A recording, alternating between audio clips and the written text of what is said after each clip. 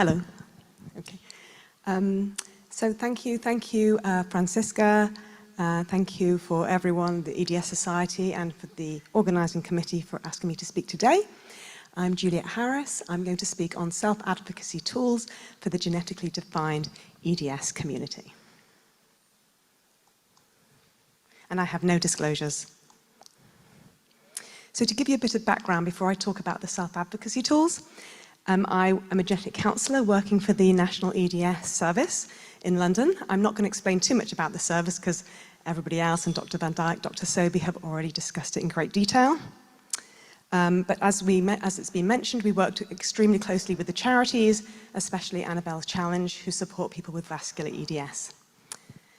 So as a genetic counsellor, I hear the stories all the time of people with vascular EDS, rare types of EDS and other types of EDS.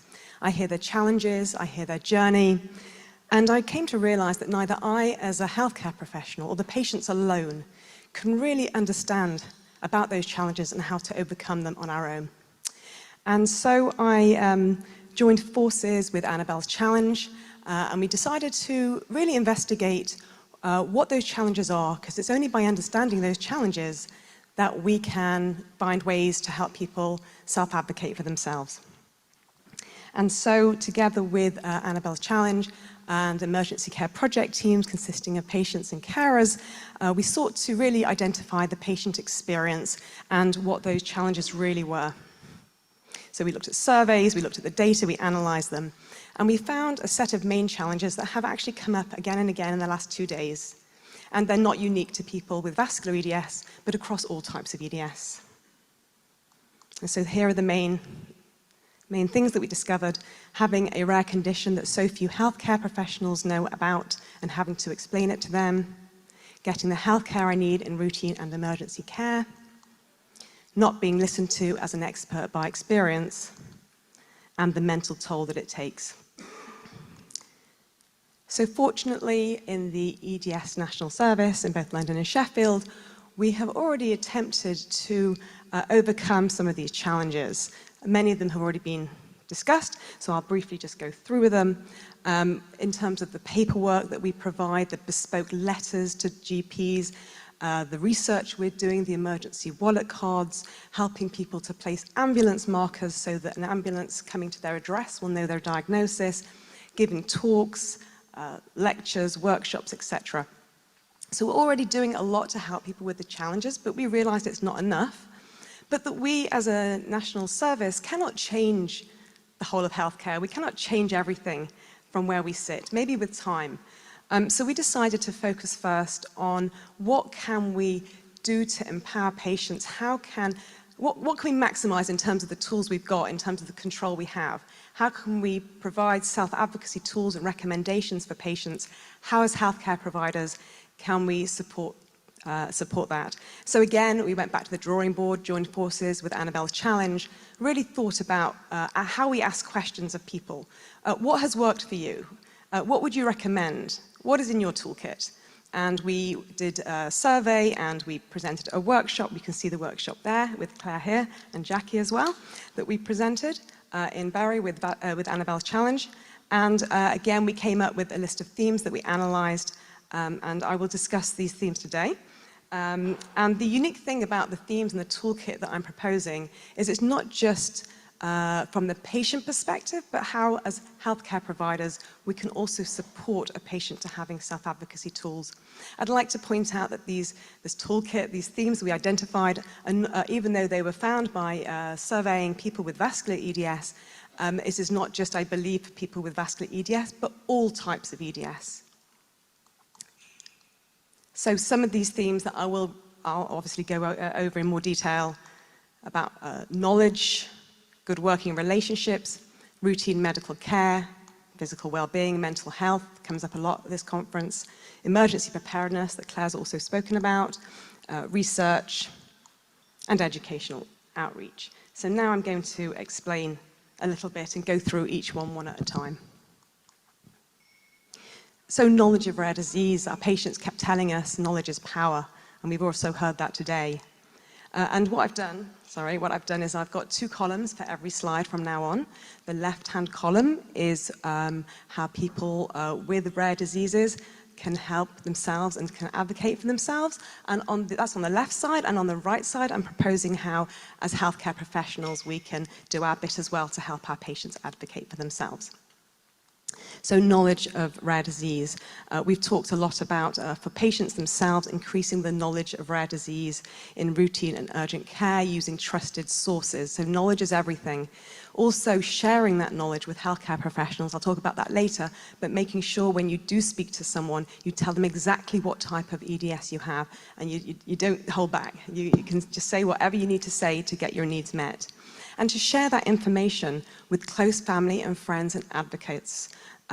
Sharing means that other people understand what you're going through and can be there to help if they need to be. And also the knowledge that you have, we would really recommend to impart that to your employers, in education, in schools, in nurseries, in university, in college, and also that knowledge to apply so that you know what your rights are. We heard the story, I think, of Edward yesterday, who had kyphoscoliotic EDS, and he explained that he didn't want to tell anyone, but when he did, he told his friends, he told his school. He was in the middle of his A-levels and how much that helped. What an incredible self-advocate he is at such a young age.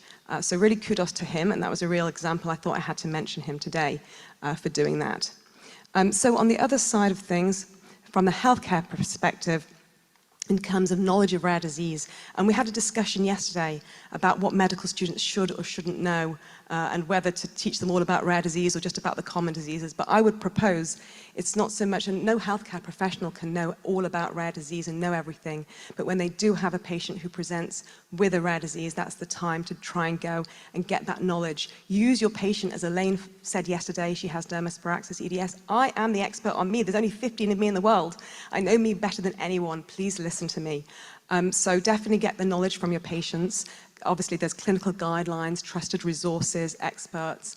We talked a lot during the conference about creating MDTs, multidisciplinary teams, sharing and collaborating that knowledge. And one thing that we're also doing more and trying to do in the EDS service is when healthcare professionals write their clinic letters, perhaps write a little bit more than you need to, even if you're writing to the patient.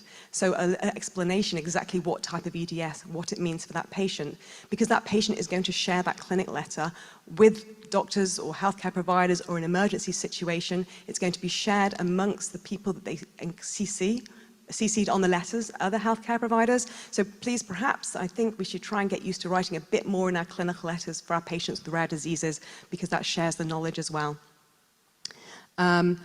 Also, as doctors, as healthcare professionals, it's incumbent on us really, especially with a rare disease, to try to provide information to support the patient who might want to use that for educational, employment, disability needs, etc. So that's knowledge of rare disease. The next theme is development of good collaborative working relationships.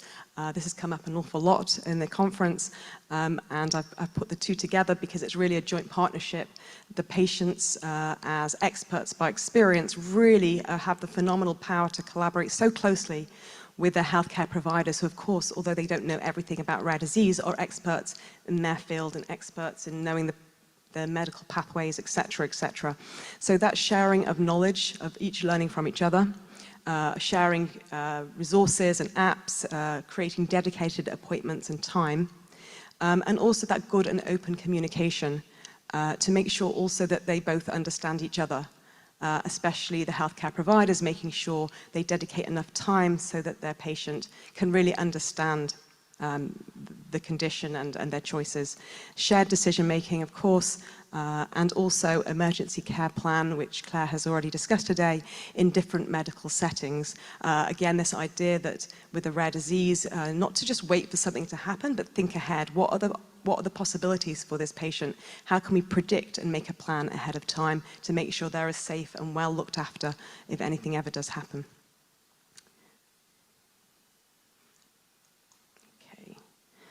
So this may be quite obvious, but for people with rare diseases, the baseline ability to keep yourself as medically and physically well as possible can help the rest of your health as well. Keeping to routine appointments and medications, keeping as well and healthy as possible. and for healthcare providers to support their patients in self-management, liaising with other healthcare providers as needed, making referrals where applicable, etc.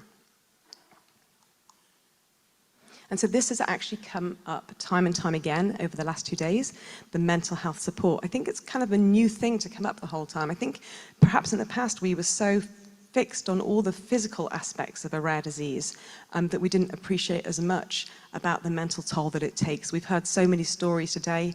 I think it was Kevin who spoke about classical EDS and the effect not exercising has on him.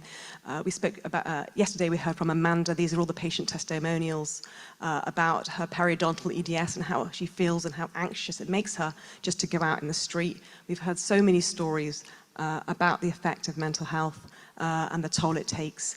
And so for patients, what we're hearing in the analysis of this survey, people are saying it's really important to know that you're not alone. Elaine, who had dermis paraxis EDS, I mentioned her again, she reached out and found someone who also had dermis paraxis EDS, and she said it's amazing, it kind of validated me, it made me feel I was not alone in the world, I was not the only person to have this experience. So this idea of connectivity, of course not everyone wants to connect in the same way, but there are different opportunities, and of course the charities have a very big role to play in that. So for a patient, find the way that you want to connect, to hear from others. I also heard lots of stories where people said, in terms of trying to support themselves in their mental health, is to focus on the things that you can control as opposed to the things that you cannot control. And this self-advocacy and these tools are all part of that as well. And of course, for people with rare types of EDS to recognize when they might need some more professional support, for example. As healthcare professionals, again, to bear in mind and to be mindful of assessing your patient, not just for the physical manifestations of their condition, but for their mental health and to see where they might need support. If you cannot assess yourself, to make referrals, to get advice as necessary. Emergency preparedness for some types of rare types of EDS is really important, again, covered by Claire today in her patient testimonial. But this is the idea of just keeping the clinical paperwork to hand on apps, paper versions, seeing what resources are available to you. Again, the charities have a lot of this information, and a lot of people don't want to thinking about themselves in an emergency, but we know that actually preparing gives empowerment and reassurance and reduces anxiety. And so, I don't know, in different places there might be different things available. Ambulance markers, as I mentioned, so an ambulance in the UK can know who's at that address if they're called to the address and what their diagnosis is. Medical alert bracelets, there's lots of different ways to sort of get that emergency preparedness in place, and also where possible for some people, they can get to know their local team and work with their healthcare provider to create emergency plans. As healthcare providers, again, that ability to provide information in clinical letters, to assist where possible to provide information which enables these things to be put into place. And we've heard a lot over the last 2 days about research and the need to do research for people with a rare disease so that we can get, well, basically the whole conference is about this, getting people's needs met through research. And so although you might think, well, why does that feed into self-advocacy? It's only through research that we can really know what people need and want and help find ways to get that across. So for patients, you might not want to take part in research, and that's fine, but we would recommend knowing your options, consider participating. And there are different ways of participating in research. There are many ways to have your say. If we don't hear your voice, we can't know what you need and we can't put things in place. So there's patient public involvement in England. That's a legal requirement of doing research to involve patients in the development of the research plan. Even those boring surveys, feedback, things that you're like, oh, really? But to be honest, that feedback allows people to hear your voice. For healthcare professionals, again, we've talked about it so much, it's kind of, this is the audience that are already doing this, creating and collaborating in research opportunities, talking to your patients about it, publishing to increase general knowledge of rare disease.